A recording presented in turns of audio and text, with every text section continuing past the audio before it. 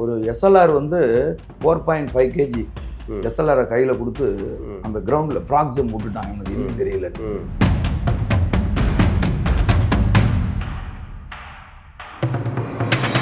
எவன் எங்க இருக்கிறான், எவன் தமிழன், எவன் மலையாளின்னு யாருக்கு என்ன தெரியும்?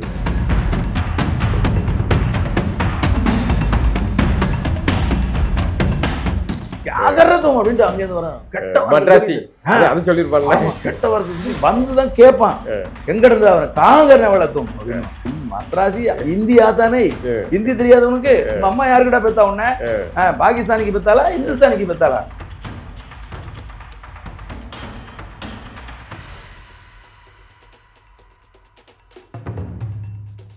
பேரக்கு வந்தோடனே என்னோட பேரக்கில் படுத்து முதல்வரே வாய் விட்டு அழுவுறேன். அம்மா அம்மா அப்படின்னு அழுகுறேன். அழுத உடனே அது வந்து ஒரு டெய்லரை பற்றின, ஒரு கம்யூனிஸ்ட் டெய்லரை பற்றின கதை. அதில் சொல்லி என்றாவது ஒரு நாள் ஜெயிப்பேன் அப்படின்னு ஒரு பாட்டு வேற பாடுறாரு. சும்மா எனக்கு யார் அந்த பையன்? அவன் ஆஃபீஸ் பாய், நல்லா இருக்கானே, ஹீரோ மாதிரி இருக்கான், அவனை கூப்பிடுங்க அப்படின்னோடனே நான் எந்த உள்ளே போனேன். பொம்பளை பிள்ளைங்களாம் இருக்கும், அதெல்லாம் யாரும் திரும்பி பார்க்க கூடாது. பார்த்தீங்கன்னா அவ்வளோதான், நாங்கள் எல்லாம் இருந்து பார்த்துக்கிட்டு இருப்போம் அப்படின்லாம் மிரட்டி உள்ளே அனுப்புவாங்க. வணக்கம் நண்பர்களே. லைன்ஸ் மீடியா தமிழ் தமிழர்களுக்கான கருத்தியல் அரசியலை பேசக்கூடிய ஒரு சுதந்திரமான ஊடகம். குறிப்பாக எந்த ஒரு அரசியல் கட்சிகளுடைய பொருளாதார பங்களிப்பும் இல்லாமல் தனித்துவமாக இயங்கக்கூடியது.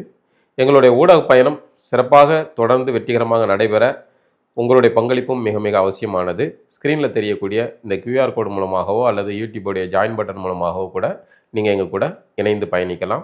ஊடக அரசியல் பயணம் என்பது நீண்ட நெடிய பயணம். நாம் சேர்ந்து பயணிப்போம். நன்றி, வணக்கம்.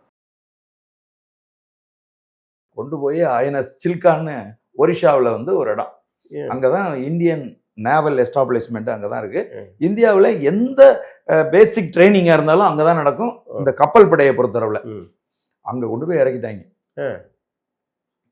என்னன்னா ரொம்ப இதாக இருக்குது. ஆமாம், வீட்டில் கூட வந்தவங்க சொல்லலை, யாரும் சொல்லலை. அப்போல்லாம் இந்த ஃபோனுக்குன்னு எதுவுமே இல்லை, இந்த பசங்களுக்குமே சொல்லலை. நான் அங்கே போயிட்டேன், கூட்டிகிட்டு போயிட்டாங்க அங்கே. அப்புறமா இந்த பசங்க என்ன பண்ணியிருக்காங்க, என்ன ஆச்சுன்னு போய் அந்த வாத்தியார்கிட்ட போய் கேட்க, அங்கே இருக்கிறவங்கள்ட்ட போய் கேட்க, அதெல்லாம் அவரெல்லாம் அந்த களஞ்சியமா அந்த பையன்லாம் செலக்ட் ஆகி போயாச்சு, அவெல்லாம் ட்ரெயினில் போயிட்டு இருப்பான்னு சொல்லிட்டேன். சொன்னோம் கை அதிர்ச்சி அடைஞ்சு கையில் காசு, காலில் இருக்கிற காசுகளை வச்சு பஸ்ஸு கூட்டிகிட்டு வந்தாங்க. தொடக்கி கூட்டு வந்தீங்க, அவங்க ரிட்டர்ன் போகிறதுக்கு காசு அடிச்சு பிடிச்சி எப்படியோ பஸ்ஸு கிசுன்னு பிடிச்சி ஊருக்கு போய் சேர்ந்துட்டு எங்கள் அப்பாட்ட போய் சொல்லியிருக்காங்க. எங்கள் அப்பா சொல்லியிருக்காரு, அவங்க அம்மாட்ட மட்டும் சொல்லிடாதீங்கப்பா, அவங்க ரொம்ப இதாயிருவாங்க. ஏன்னா இப்போ கிராமப்புறத்தில் அம்மா வந்து பர்மாலேருந்து வந்தவங்க, அதோட கப்பல் தொடர்பு இருக்கு பார்த்தீங்களா. அதெல்லாம் இப்படி தான் இயற்கை கொண்டு வரும் சேர்க்குது. ஆமாம், அம்மாட்ட சொல்லாதீங்க, அவங்க தாங்கிக்க மாட்டாங்க, அழுவாங்க அப்படின்ட்டு. அதுக்கப்புறம் நான் அங்கே போனேன். அங்கே போனதுலேருந்து ட்ரைனிங்கு இது இருக்குல்ல, இந்த இடம், இதுக்கு கீழே அடி வாங்காத இடமே இல்லை, போட்டு வெளுப்பு தான் பிச்சு எடுத்துட்டாங்க. எதுக்குடா வந்தோம் முதல்ல உள்ள போனோடனே ஹேர் கட்டு, மொத்த முடியையும் அப்படியே பிடிச்சி ஒரே வெட்டிட்டு, சின்னதாக ஒரு அரும்பு மீசை இருக்குன்னு தெரியுமா, பின்னாடியே வெட்டிட்டு அப்படியே மிஷின் போட்டாங்க. சல்னு சலோ அப்படின்னு தட்டி விடுவான். தட்டி விட்டா 3 சேர் இருக்கும். முதல் சேர்ல முடிச்சு எல்லாத்தையும் கண்ணா அப்படின்னு வெட்டி விட்டு அடுத்த சேருக்கு அனுப்புவான். அவன் மிஷினை போட்டு விடுவான், வெடுக்குன்னு பிடுங்கு, கரண்ட்ல மாட்டின மிஷினு. அதுக்கு அடுத்தது போனோடனே ஒரு கத்தியை வச்சு அவன் அங்கே பேசிக்கிட்டே நமக்கு இது பண்ணி விடுவான். மீசையெல்லாம் எடுத்து விட்டான். வந்தோம், போன உடனே எங்கள் ட்ரெஸ் பூராத்தையும் கலட்டி ஒரு இதில் போட்டு, ஒரு கிட் பேக்கில் போட்டு கட்டி, எல்லாரையும் பேரெல்லாம் எழுதி அது கொண்டு தூக்கிட்டு போயிட்டாங்க. எங்களுக்கு வேற ட்ரௌசரு பனியன் இந்த மாதிரி எல்லாம் கொடுத்துட்டாங்க. இப்போ நாங்கள் அந்த ட்ரௌசர் பனியனை போட்டுட்டு போய் கண்ணாடியை பார்த்தா களஞ்சியமே இல்லை. அதாவது நான் உள்ள போகும்போது அம்மா அப்படின்னு இப்படி ஒருத்தனும் அழுதுகிட்டு இருந்தான். என்னடா சவுண்டு வருது பார்த்துட்டு போய் பார்த்தா நம்ம மூஞ்சிய பார்த்தோன்னா நமக்கு அழுது வருது. ஐயோ ஐயோ, ரொம்ப கொடுமை. அதுக்கப்புறம் நமக்கு ஒரு வார்த்தை கூட ஹிந்தி தெரியாது. எப்படி சமாளிச்சீங்க? ஹிந்தி தெரியாது. அடுத்த நாள் ஆங்கிலம் பேசுற அளவுக்கு ஆங்கிலம் பேசுவீங்களா? ஆங்கிலம் பேசுவேன், ஆனா கமாண்ட் எல்லாமே ஹிந்தியில தான் இருக்கு. அவன் இங்கேருந்து போன உடனே எல்லாம் வரிசையா நிக்கிறோம். ஒரு பெரிய கிரவுண்ட், அதுல ஒரு 5000. அவங்களுக்கு இங்கிலீஷ் தெரியாது. இல்ல நீ வந்து ஒண்ணு இங்கிலீஷ்ல பேசணும், இல்லைன்னா ஹிந்தியில பேசணும். ரீஜனல் லாங்குவேஜ்ல பேசக்கூடாது. இது ஸ்ட்ரிக்ட். யாருமே ஒருத்தனை சந்திச்சுட்டா கூட ரீஜனல் லாங்குவேஜ்ல பேசக்கூடாது. நம்ம பேசிக்குவோம், அது தெரியாம பேசிக்குவோம், அது வேற விஷயம். ஆனா பேசக்கூடாதுங்கிறது ஆர்டர். அங்க வேற யாரும் தமிழர்கள் வரலையா கூட உங்க கூட? ரொம்ப நாள் கழிச்சு இருந்துச்சு. நிறைய பேரக்கு, அசோக் பேரக்கு, அபிமன்யு பேரக்கு அப்படின்னு வேற வேற பேரக். ஒவ்வொரு பேரக்லயும் 500 பேர் 600 பேர் இருப்பாங்க. எவன் எங்க இருக்கிறான், எவன் தமிழன், எவன் மலையாளின்னு யாருக்கு என்ன தெரியும்? கொஞ்ச நாள் தெரியல. சென்னையில இருந்தா ஒரு குரூப் கூட்டு போறாங்க. இந்தியா முழுசும் இருந்து செலக்ஷன். அந்த என் கூட வந்தவன் ஒருத்தவங்க கூட தமிழன் இல்ல. சரி. இந்தியா முழுதும் செலக்ஷன் சென்னையில. இதே மாதிரி ஒவ்வொரு இடத்துலயும் நடக்கும். சரி. ஆமா, ஆல் இண்டியா செலக்ஷன் தான் அது. அப்புறம் வந்து காலையில போன உடனே பெரேடுல வந்து சொல்லுவான், காட் தைனே மோட் அப்படின்னா என்ன சொல்றான்னு தெரியாது. எல்லாரும் ஹிந்தி, அந்த ஹிந்தி தெரியும், அவ்வளவு சரக்குன்னு திரும்பிடுவான். நம்ம மட்டும் கரெக்டா திரும்ப அது தெரியும், அந்த ஒழுங்குல தெரியும். உங்களுக்கு நீங்க ஓவியருங்கிறதுனால உங்களுக்கு தெரியும். எல்லாரும் திரும்பினதுக்கு அப்புறம் நம்ம அப்படி திரும்பணும்னா அப்படின்ட்டு அங்கேருந்து வரான். கெட்ட வார்த்தை வந்துதான் கேட்பான். எங்க இருந்து அவரை காங்கர வளர்த்தும் அப்படின்னு. Sir, I am from Tamil Nadu. தும் மத்ராசி, இந்தியா தானே? ஹிந்தி தெரியாதவனுக்கு உங்க அம்மா யாருக்கிட்ட பெத்தா உன்ன? பாகிஸ்தானிக்கு பெத்தாளா, இந்துஸ்தானிக்கு பெத்தாளா? ஏண்டா ஹிந்தி தெரியல? எவ்வளவு திமிரு பாருங்க. அடி. எங்க அம்மா தமிழனுக்கு பெத்தா. அது அங்க சொல்ல முடியாது. அடிப்பான். அடி சொன்னேன். அன்னைக்கு ஃபுல்லா அடி வாங்கினேன். ஒரு SLR வந்து 4.5 kg SLR கையில கொடுத்து அந்த கிரவுண்ட்ல ஃப்ராக் ஜம்ப் விட்டுட்டான். இவனுக்கு ஹிந்தி தெரியலன்னு. ஹிந்தி எனக்கு தெரியலன்னா ஃப்ராக் ஜம்ப் விட்டான். அப்படியே ஃப்ராக் ஜம்ப் போறேன், அழுகலையா வருது. வந்தோடனே வந்து மத்தியானம் பேரக்கு வந்தேன். பேரக்கு வந்தோடனே என்னோட பேரக்ல படுத்து முதல் வரைய வாய் விட்டு அழுகுறேன். அம்மா அம்மா அப்படின்னு அழுகுறேன். அழுத உடனே ஒரு பையன் ஒருத்தன், பைரேந்திரகுமார் பட்டாச்சாரி, உங்களை சிறைப்படுத்தி கூட்டு வந்த மாதிரி தான் அது. ஏன்னா வீட்டுக்கு தகவல் கிடையாது, ஒண்ணும் கிடையாது. ஆமா. அந்த ஒரு பையன் வந்து பெங்காலி, பைரேந்திரகுமார் பட்டாச்சாரியான்னு என்னோட நண்பன். அவன் பிற்காலத்துல அவன் அங்கேருந்து வந்து, ஏய் மச்சா டோன்ட் கிரை, வாட் ஹேப்பன் அப்படின்னு வந்து கேட்டான். கேட்டோம். நான் சொன்னேன், எனக்கு வந்து ஹிந்தி தெரியாது, நான் ஹிந்தி படிக்கல, அதனால இவங்க என்ன கமெண்ட் சொல்றாங்கன்னு எனக்கு தெரியல அப்படின்னு அவன்கிட்ட ஆங்கிலத்துல சொல்றேன். சொன்னதும், உங்களுக்கு ஒரு இன்னொரு விஷயம், நம்ம பிஎஸ்சியுமே தமிழ் மீடியம் தான். ஆமா. அதனால நமக்கு பொதுவாக ஊர் புறங்க ஆங்கிலம். நான் வந்து ஐபிஎஸ்க்கு ப்ரிப்பேர் பண்ணிட்டு இருந்ததுனால நான் ஆங்கிலம் நல்லா எழுதுவேன், பேசுவேன், எல்லாமே செய்வேன். அப்போ அவன் சொன்னான், ஏய் அது ஒரு ப்ராப்ளமே கிடையாது, நீ வந்து ஒரு பேப்பர் எடுத்துக்கோ, நான் சொல்றேன் ஒன்று, நீ உன்னோட ஓன் லாங்குவேஜில் எழுதிக்க அப்படின்னு சொல்லி அவன் தான் முதல்ல சொல்றான். தைனே மூட் அப்படின்னா வலது பக்கம் திரும்பு, ரைட் ஹேண்ட், பீச்சே மூடுனா பின்னாலே திரும்பு, தீன சிலைக்கா, தைனே மூடுனா அது ஒண்ணுமே கிடையாது. 3 பேரா வலது பக்கம் திரும்பு அப்படின்னு அர்த்தம். காட் தைனே தெக் அப்படின்னா நீ வந்து வலது பக்கம் பாரு, பார்த்து தைனே மேல பாரு அப்படின்னா கொடியை பார்த்து இப்படி வணக்கம் தெரியும், அதுதான் தைனே தெக். இப்படி ஒன்னொன்னையும் சொல்லிட்டேன். காட் சலாமே சச் எக் தொத்தீன் எக் அப்படின்னு அந்த கண்ணை தூக்கி போட்டு அப்படி பிடிப்போம்ல, அது இதெல்லாம் வந்து எனக்கு அவன் இதுல சொல்லி கொடுக்க நோட்ஸா கொடுத்தா எல்லாத்தையும் படிச்சுட்டேன். கிட்டத்தட்ட அன்னையிலிருந்து எனக்கு ஹிந்தி வர ஆரம்பிச்சிருச்சு. அவங்க என்ன சொல்றாங்கிறத கூர்ந்து கவனிக்க ஆரம்பிச்சிட்டேன். அதுக்கப்புறம் ஒருத்தட்டையும் சின்னதா கம்யூனிகேட் பண்ணி 10 days வந்து I can talk with people. எந்த லாங்குவேஜா இருந்தாலும் சரி. ஆமாமா, நீங்க கமிட்டட் தானே, கட்டாயம் தானே. உங்களுக்கு நெருக்கடி என்ன வருதோ எந்த லாங்குவேஜா இருந்தாலும் நீங்க 10 நாளையில கத்துக்கலாம். நீங்க பாம்பேல இருந்தீங்கன்னா 10 நாள்ல ஹிந்தி, நீங்க வந்து பெங்களூர்ல இருந்தீங்கன்னு வைங்களேன் 10 நாளையில வந்து கன்னடம். எல்லா லாங்குவேஜுமே 10 நாள்ல கத்துக்கலாம். ஆனா அங்க இருக்கணும் நம்ம அத தமிழகம் பக்கத்துல இருக்க கூடாது. அதான் எந்த மொழியை கத்துக்கணுமோ அந்த மொழிக்காரன் கூட தான் இருக்கணும். ஆமா. அதுக்கப்புறம் வந்து அங்க 6 மாசம் ட்ரைனிங் முடிஞ்சோன்னா வீட்டுக்கு இடையில கடிதம் எதுவும் அனுப்ப கடிதம் போடலாம். கடிதம் போடுறதுக்கான டைம் கொடுத்தாங்க. அப்பதான் கடிதம் போட்டேன் வீட்டுக்கு. அப்பா வந்து திரும்ப கடிதம் போட்டாங்க, வாத்தியார் கடிதம் போட்டாங்க. அங்க வந்து என்னன்னா ஃபோன் பண்ணி ட்ரங்க் கால் பண்றதுக்கு வசதி இருந்தது. ஆனா எங்க ஊர்ல போன் வேணும்ல, போன் இல்ல எங்க ஊர்லயே. ஆசிரியர் வீட்லயும் போன் இல்ல.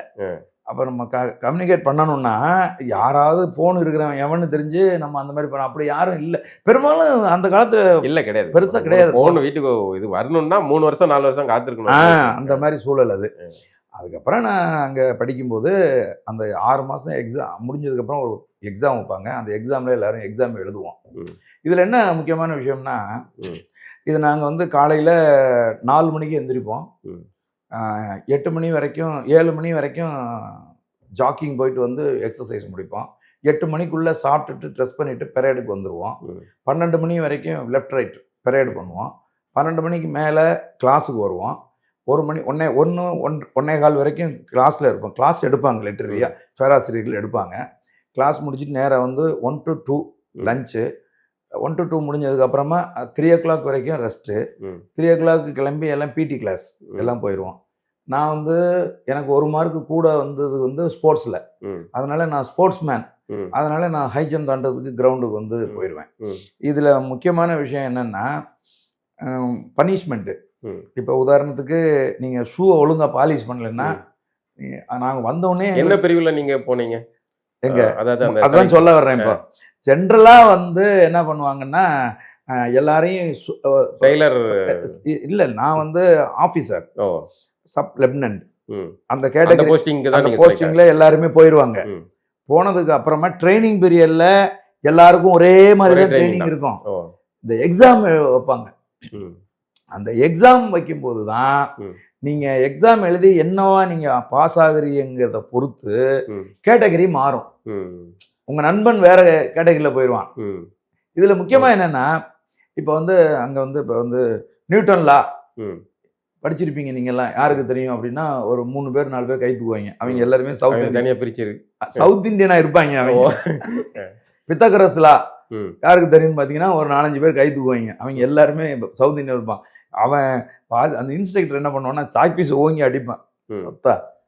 சவுத் இந்தியன்ஸ் ஏண்டா உங்களுக்கெல்லாம் வந்து மூளை மண்டையில வச்சு படிச்சுட்டாங்க, இந்த நார்த் இந்தியனுக்கெல்லாம் முட்டியில இடம் வச்சுட்டாங்க மூளைய, ஒரு பயல் கூட தெரியல. சவுத் இந்தியன் எடுத்துட்டீங்கன்னா நீங்க கேரளா, ஆந்திரா, கர்நாடகா, தமிழ்நாடு இந்த பசங்களா இருப்பாங்க. நீ எங்க இருந்து வர்ற அப்படின்னு கேட்பாங்க. அங்க ஐ எம் ஃப்ரம் கர்நாடகா. நான் இந்த மாதிரி சொன்ன உடனே அவன் டென்ஷன் ஆயிடுவான். எது கேட்டாலும் தெரியுது அவங்களுக்குன்னு. அப்ப நான் வந்து மெரின் இன்ஜினியரிங்க்கு செலக்ட் ஆனேன். ஃபர்ஸ்ட் கேட்டகரி வந்து ஏவியேஷன், 2வது கேட்டகரி மெரின் இன்ஜினியரிங், அப்புறம் 3வது வந்து நிறைய இருக்கு. இந்த எலக்ட்ரானிக் அண்ட் கம்யூனிகேஷன், ஷீமேன், கடைசி வந்து ஷீமேன், ஷிப்பை வந்து மெயின்டைன் பண்ணுறது. இதில் எனக்கு வந்து மெரின் இன்ஜினியரிங் கிடச்சிது. கிடச்ச உடனே இப்போ என்னை அங்கேருந்து லோனாவாலா பூனேக்கு கொண்டு போயிட்டாங்க.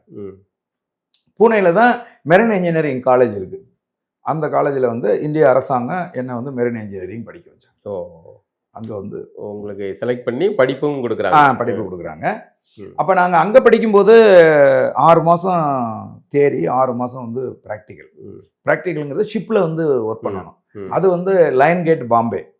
ஆமாம், இங்கே லயன் கேட்டுக்கு வந்தாச்சு. கேட் ஆஃப் இந்தியா வந்துட்டு ஐஎன்எஸ் விக்ராந்த். எனக்கு வந்து விக்ராந்தில் வந்து ட்ரைனிங். விக்ராந்தில் வந்து பயங்கரமாக ட்ரைனிங்லாம் பண்ணோம். நானும் கொஞ்ச நாள் வந்து நேவிக்கு சுற்றிக்கிட்டு இருந்தேன். அப்படியா?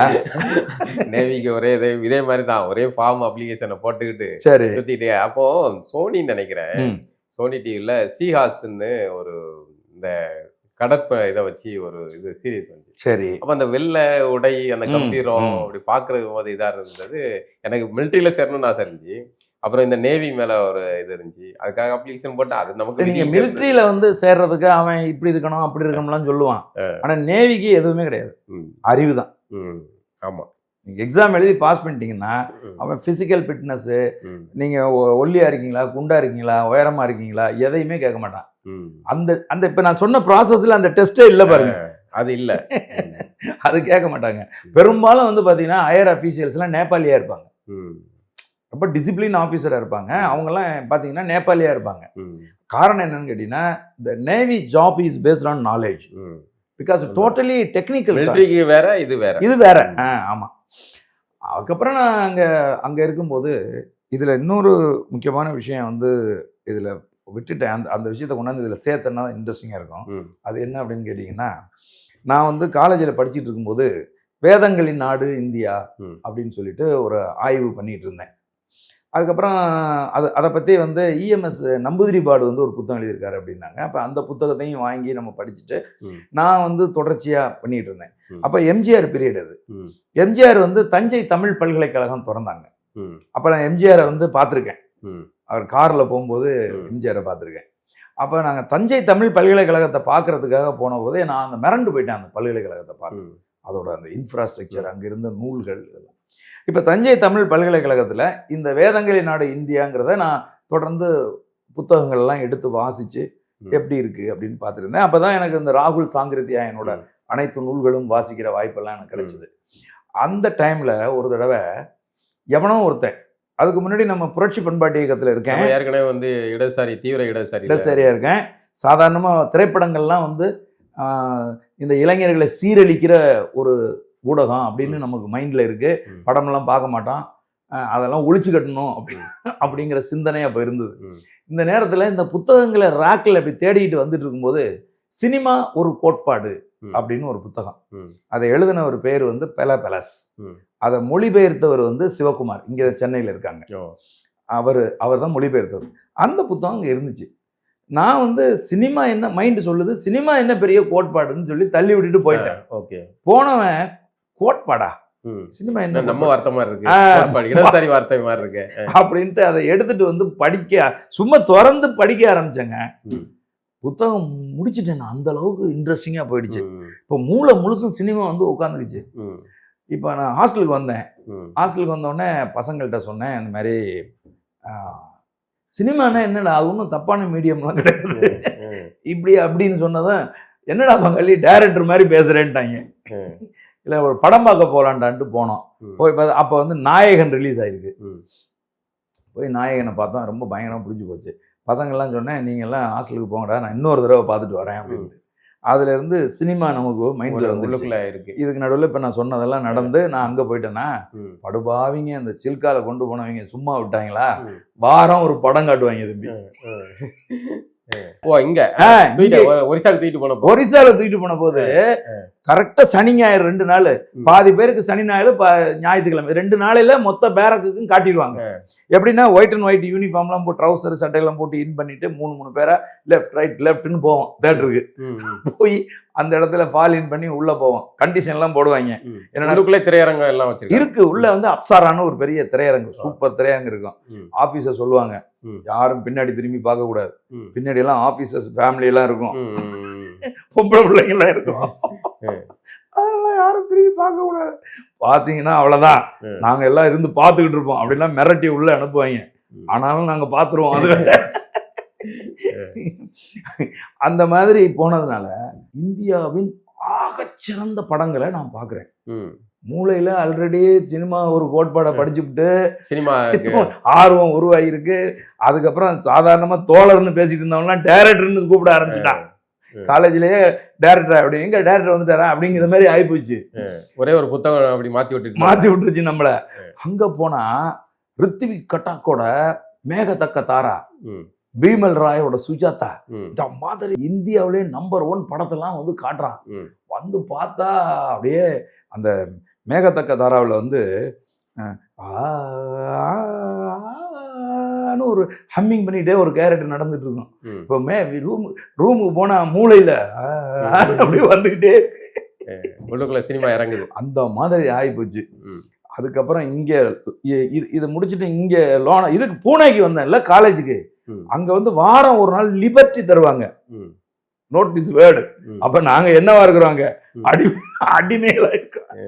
அடிமைகளுக்கு தானே லிபர்ட்டி தர முடியும். எங்களுக்கு லிபர்ட்டி காலையில 10 மணிலிருந்து நைட்டு 12 மணி வரைக்கும் லிபர்ட்டி தருவானுங்க. ஒரு மிலிட்ரி வேன்ல கொண்டு வந்து இங்க பூனேல கொண்டு வந்து, இந்த நான் சொல்ற அந்த லோனாவாலாங்கிற எஸ்டாப்ளிஷ்மெண்ட் வந்து மலைகளுக்கு நடுவுல இருக்கும்.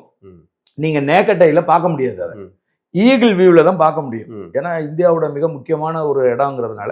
அதே தான் ஒரிசாவில் இருக்குல்ல, அதையுமே நீங்கள் நேக்கட்டையில் பார்க்க முடியாது. அது வந்து கடல் ஷீஷோரின் பே ஆஃப் பெங்கால் இருக்குல்ல, பே ஆஃப் பெங்காலோட ஷீஷோரு. ஆனால் மிக உயரமான மலை வந்து அதை மறைச்சிருக்கும். அதுக்கு உள்ளுக்குள்ளே தான் மிகப்பெரிய எஸ்டாப்ளிஷ்மெண்ட் இருக்கும்.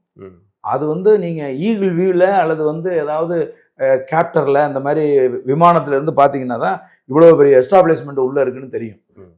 அந்த இடத்துல இருந்து கூட்டி கொண்டாந்து எங்களை கொண்டாந்து என்ன பண்ணுவாங்கன்னா பூனே டவுனில் கொண்டாந்து விட்டுருவாங்க. விட்ட உடனே ட்ரெயின் பிடிச்சி நேராக பாம்பேக்கு வந்துடுவேன். பாம்பேயில் வந்து இந்த கேட்வே ஆஃப் இந்தியா பக்கத்தில் ஈராஸ்ன்னு ஒரு தேட்டர் இருந்தது. நீங்கள் பாம்பே போயிருந்தீங்கன்னா தெரியும். ஈராஸில் வந்து தமிழ் படம் பார்ப்பேன். பார்த்துட்டு திரும்ப இங்கேருந்து அடிச்சு பிடிச்சிட்டு ஓடி ட்ரெயின் பிடிச்சி நேராக இதுக்கு போயிடும். இந்த லிபர்ட்டி வர்றதே இதுக்கு தான், படம் பார்க்கறதுக்காக தான், படம் பார்க்கறதுக்கு மட்டும்தான். வந்து இது போல இருந்துச்சு. அதுக்கப்புறம் எனக்கு நல்ல நம்ம நினைச்சது மாதிரியே கேட்வே ஆஃப் இந்தியா இங்க பக்கத்துலயே வந்துட்டு பக்கத்துலேயே வந்துட்டு அப்புறம் பார்த்துக்கலாம். டெய்லி ஆமாம் ஈவினிங்லாம் வர்றது, எங்களுக்கு ஷீமன் ஹவுஸ்ன்னு ஒரு இடம் இருந்தது, அங்கே வந்து சாப்பிட்றது கொள்றது இப்படி போயிட்டு இருந்துச்சு. கப்பலுக்குள்ள கப்பலில் ட்ரைனிங், பேசிக் ட்ரைனிங் முடிஞ்சு படிப்பெல்லாம் முடிஞ்சுது. போர்பந்தரில் போஸ்டிங். என்னவோ போட்டாங்க. நான் வந்து அப்போ வந்து என்ன பண்ணாங்கன்னா, அப்போ தான் வந்து இந்தியன் கோஸ்ட் கார்டு ஃபார்ம் பண்ணாங்க. இந்தியன் கோஸ்ட் கார்டுங்கிறது கடலோர காவல் படை. கடலோர காவல் படைக்கு அதிகாரிகள்லாம் இந்தியன் நேவியிலேருந்து போட்டாங்க. அப்படி போடும்போது நான் வந்து அசிஸ்டன்ட் கமாண்டண்ட்டாக இந்தியன் கோஸ்ட் கார்டுக்கு வந்தேன். இந்தியன் கோஸ்ட் கார்டுக்கு வந்து இங்கே இதில் போட்டாங்க, எதுனா போர்பந்தரில், கோவா பாகிஸ்தான் பார்டர் எங்கள் கண்ட்ரோலில் இருக்கும். ஐஎன்எஸ் ராஸ் தரங்க் அப்படின்னு ஒரு ஷிப்பு. அது வந்து நேவல் ஷிப்பு மாதிரி பெருசாக இருக்காது, இது ஒரு சின்ன ஷிப்பாக இருக்கும். ஒரு 100-143 பேர் ஒர்க் பண்ணுற ஒரு ஷிப், அது சின்ன ஷிப்பு. அந்த ஷிப்பில் வந்து ஒர்க் பண்ணேன். அதுக்கப்புறம் தான் இந்த லீவுக்கு வந்தேன். வரும்போது நம்ம ஒரு யோசனை ஒன்று வந்துக்கிட்டே இருந்துச்சு. எத்தனை வயசு வரைக்கும் இங்கே இருப்போம்? ஒரு 56 வயசு வரைக்கும் இருப்போம். 56 வயசு வரைக்கும் இருந்தோம்னா நம்ம வாழ்க்கை கப்பலுக்குள்ளே முடிஞ்சிடும். என்ன நடக்கும்? நம்ம என்ன பண்ண போகிறோம்? நீ என்ன பண்ண போகிற? இங்கேயே இருந்துட்டு செத்து போறியா? 56 வயசுல போனேன்னா அதுக்கப்புறமா நீ டைரக்டர் ஆக முடியுமா? அந்த ஐபிஎஸ் கனவு அதுதான் இங்கே போயிட்டேனே, இதெல்லாம் முடிஞ்சு போச்சு. என்ன பண்ணுறது அப்படின்னு யோசிச்சுட்டே இருக்கும்போது, சரி ஓகே, நம்ம ஊருக்கு போனோம்னா திரும்பி வரக்கூடாது, லீவுக்கு போனால் திரும்பி வரக்கூடாது. ஊருக்கே போலி. அதுக்கப்புறம் வேலை 6 மாதம் இங்கே பேசிக் ட்ரைனிங் முடிஞ்சோன்னா ஊருக்கு அனுப்புனாங்க. சரி.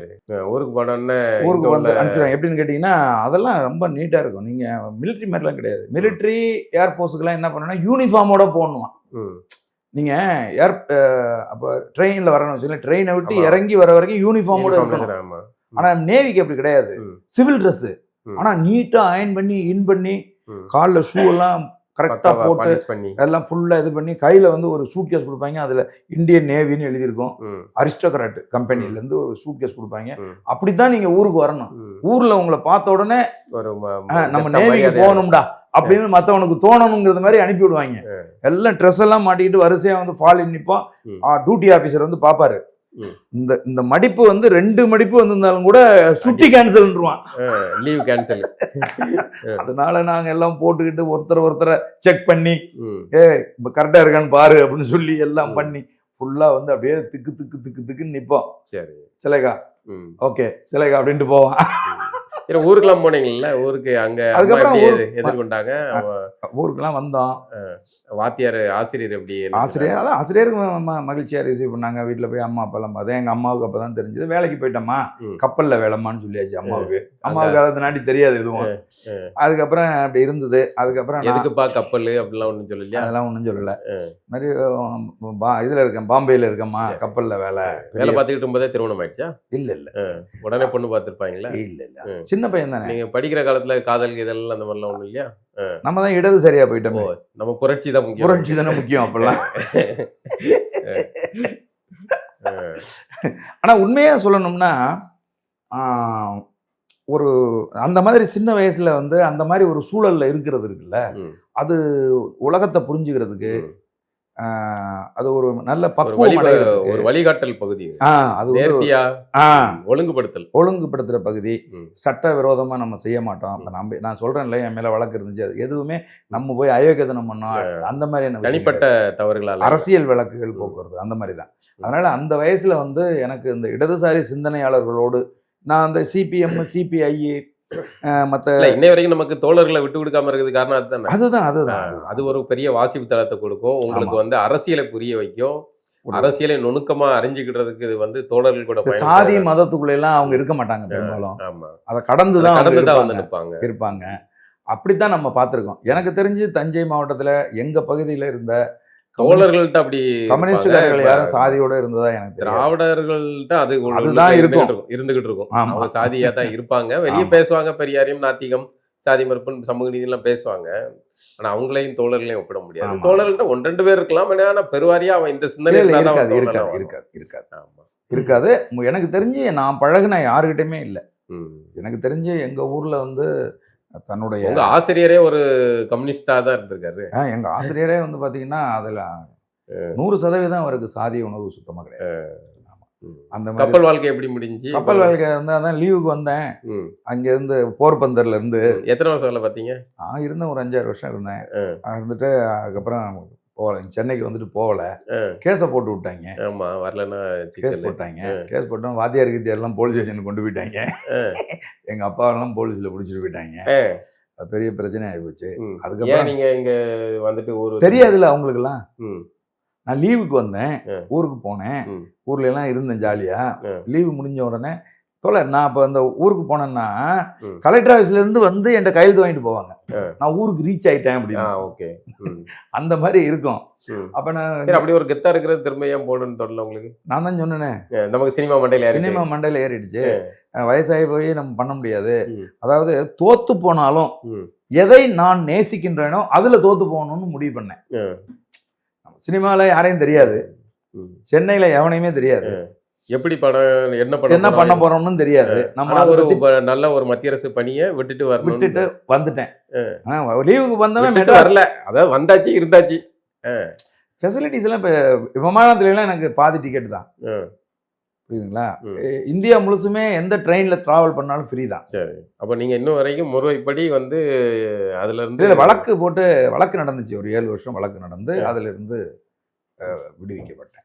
அது நீங்க வந்து முறையா எழுதி கொடுத்து அப்படி வர முடியாது. அதுக்கு வந்து சில விஷயங்கள்லாம் இருக்கு. நீங்க வந்து பிசிக்கலி அப்படின்னா கூட என்ன செய்வாங்கன்னா, நீங்க உட்காந்து வேலை பார்க்கறது மாதிரி வேலை கொடுப்பாங்க. விட மாட்டாங்க. உங்களுக்கு அவ்வளவு பயிற்சி கொடுத்துருக்காங்க, எல்லாம் பண்ணிருக்காங்க, ட்ரைனிங் பண்ணிருக்கான், படிக்க வச்சிருக்கான், இவ்வளவு எல்லாமே செஞ்சிருக்கான்ல. அதனால அப்படி இருந்தது. அதுக்கப்புறம் வழக்கு போட்டிருந்தாங்க. அதுல என்ன ஒரே ஒரு சின்ன லூப் வரும்னா, இந்திய அதாவது டிஃபென்ஸ் லா வேற, நம்ம சிவில் லா வேற. இந்திய அரசியலமைப்பு சட்டத்துல டிஃபென்ஸுக்கு தனி லா இருக்கு. அப்போ அவங்க என்னன்னா, அந்த ஒன்லி சன்னை வந்து டிஃபென்ஸுக்கு வந்து எடுக்கக்கூடாது. சரி, உங்களுக்கு அது ஒத்தப்புள்ள வந்து அது வந்து எனக்கு கொஞ்சம் சப்போர்ட் பண்ணி, அதுக்கப்புறம் அந்த பாம்பேல தான் அந்த கேஸ் நடந்தது. அது எனக்கு சாதகமா அது வந்து முடிஞ்சிருச்சு. அதுக்கப்புறம் நான் இங்க இதாயிட்டேன். ஆனா என்னன்னா, இழப்பீடுகள் இதெல்லாம் கொடுத்தாங்களா? இல்ல, அதெல்லாம் எதுவுமே கிடையாது. எதுவுமே இல்லாம தான் நம்ம ரிலீஃப் ஆகிக்கணும். நீங்களா வந்து என்ன அப்படின்னு விட்டா போதும்னு சொல்லி நம்ம வர்றதுனால ஒரு மத்திய அரசு பணி, நல்ல சம்பளம் இருக்கு, நல்ல வசதி வாய்ப்புகள் இருக்கு, ஊர்ல கெத்தா இருக்கலாம்.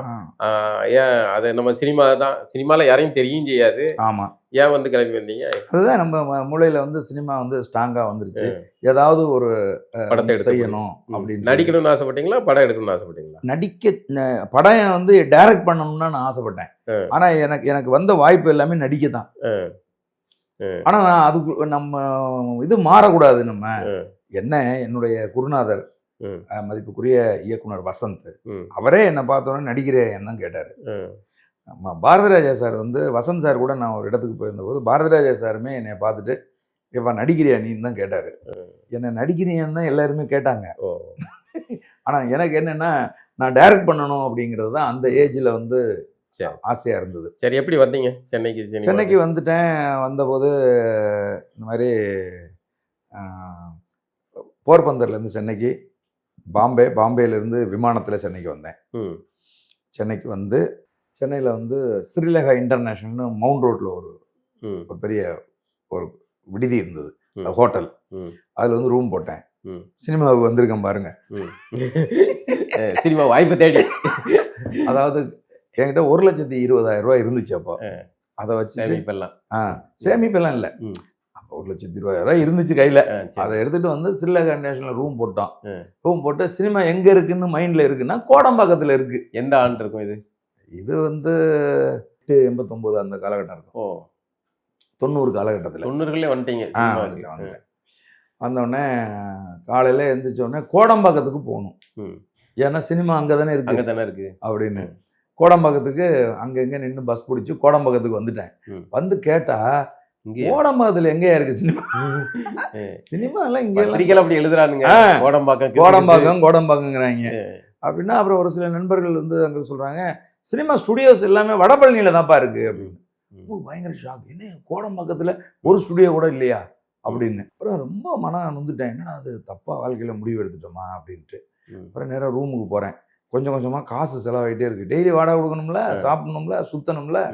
அப்போ பார்த்தேன், நமக்கு சைக்கிளுக்கு நமக்கு ஆல்ரெடி தொடர்பு இருக்கா, ஒரு 800 ரூபா கொடுத்து ஒரு சீட் இல்லாத சைக்கிள் வாங்கினேன். முதல்ல மெட்ராஸை தெரிஞ்சுக்குவோம் அப்படின்னு. அந்த சில்லகண்டேஷன்லேருந்து காலைல இறங்குவேன். இறங்கினோன்னு ஒரு நோட். அது ஏன் சீட் இல்லாத சைக்கிள்? அது ரேட்டு அதிகம், 1200 1300. சரி, இது சிங்கிள் சீட்டு, சிங்கிள் கேரியர் இல்லாத சீட்டு தான் சைக்கிள் அப்படி நினைச்சிட்டீங்களா? இல்ல கேரியர் இல்லாத சைக்கிள். அது 800 ரூபா தான். இப்போ ஹீரோ வாங்கிட்டு அதில் ஒரு நோட்டு வச்சுட்டு இப்படியே போகிறது, போர்டெல்லாம் பார்த்துட்டே போகிறது. இப்போ இறங்கினோடனே இப்போ மேற்க வந்தால் மேற்க அப்படியே வர்றது ரோட்டில். இந்த என்னென்ன பேர், டி நகர், அப்புறம் இந்த மாதிரி கோடம்பாக்கம், அப்புறம் வந்து இந்த மாதிரி ட்ரஸ்ட்புரம், என்ன பேரெல்லாம் ஊர்களில் கையில் 1 லட்ச ரூபா வச்சிருக்கிறது எவ்வளோ பெரிய தொகை. அதை வச்சுட்டு நீங்கள் சுற்றிட்டு இருக்கேன். இந்த பக்கம் எல்லா ஏரியாவுக்கும் சைக்கிளில் போய் எல்லாத்தையும் நோட் பண்ணி சென்னையில் எந்த ஊருக்கு அப்புறம் எந்த ஊர்லாம் இருக்குது அப்படிங்கிறதெல்லாம் நீட்டாக தெரிஞ்சுக்கிட்டேன். இந்த பக்கம் காஷ்மீர் வரைக்கும் போயிருக்கேன், இந்த பக்கம் தாம்பரம் வரைக்கும் போயிருக்கேன் சைக்கிள்லேயே, ஊரெல்லாம் தெரிஞ்சுக்கிறதுக்கு. எல்லாம் பண்ணி ஒரு முடிவுக்கு வரும்போது காசு கொஞ்சம் கொஞ்சமாக குறைஞ்சிருச்சு. இன்னும் கொஞ்சம் தான் காசு இருக்குது. காலேஜில் படிக்கும்போது தஞ்சாவூரில் ஒரு பத்திரிக்கை ஒன்று வந்துச்சு. அந்த பத்திரிகைக்கு பேர் தூண்டில் அப்படின்னு பேர். இந்த தூண்டில் பத்திரிகையோட ஆசிரியர் பேர் வந்து புவி உமாச்சந்திரன். இந்த புவி உமாச்சந்திரன் யார் அப்படின்னு கேட்டிங்கன்னா, அவர் தராசில் ஒர்க் பண்ணவர். தராசில் இருந்து நக்கீரன், கோபால் இவங்கெல்லாம் வெளியில் வந்தபோது அவங்களோட வெளியில் வந்த ஒருத்தர். நக்கீரனை வந்து சேலஞ்சிங்காக எடுத்துக்கிட்டு இவர், காமராஜர் இவங்கெல்லாம் நடத்தியிருக்காங்க. அதில் இவங்களோட முரண்பட்டு வெளியில் வந்து உங்களை நான் வீழ்த்திரம் பாடுறான்ட்டு வந்து ஆரம்பிக்கப்பட்டது தான் தூண்டில்.